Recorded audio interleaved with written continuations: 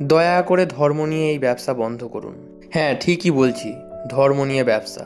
তো নমস্কার, আমি হিন্দু ধর্মের ব্রাহ্মণ ঘরের একটা ছেলে। তো আজ আমি এইভাবে ইন্ট্রোডাকশন দিচ্ছি নিজের, তার একটাই কারণ, কারণ আমার আজ কিছু বলার আছে। যারা হিন্দু ধর্মের আমাদের ভাই বোন মা বা কাকারা আছেন, তারা দয়া করে আজকে শেষ পর্যন্ত আমার ভিডিওতে আমার কথাগুলো একটু শুনবেন।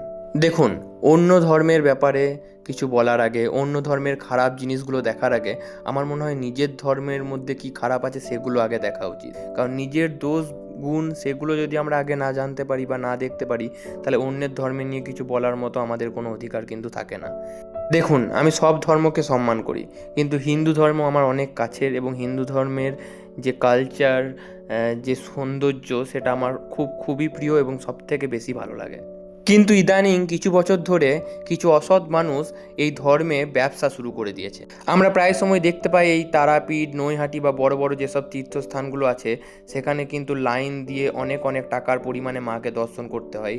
এবং এখানে কিন্তু সেলিব্রিটি বা যারা একটু বেশি টাকা পয়সাওয়ালা মানুষ আছে বা বড় লোক, তারা কিন্তু মাকে দেখার সুযোগটা বেশি পায়। কিন্তু মা তো সবার, মাকে দেখার সুযোগ তো সবার সমান হওয়া উচিত। আর ছোট মুখে একটা বড় কথা বলি, যে মা কিন্তু টাকা পয়সা কিচ্ছু চান না। ওনাকে ভক্তি ভরে বাড়ি থেকে ডাকলেও উনি কিন্তু সন্তুষ্ট হবেন। তাই বলবো, যেসব তীর্থস্থানে ব্যবসা চলছে সেসব জায়গাগুলোকে একটু এড়িয়ে চলবেন, তাহলেই কিন্তু মাকে নিয়ে এই ব্যবসাটা কমবে।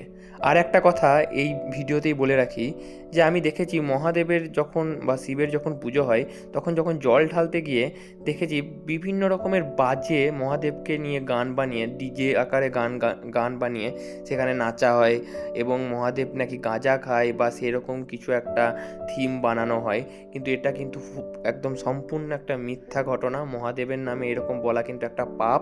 আর এরকম গান বানিয়ে কখনোই শিবের ভক্ত হওয়া যায় না।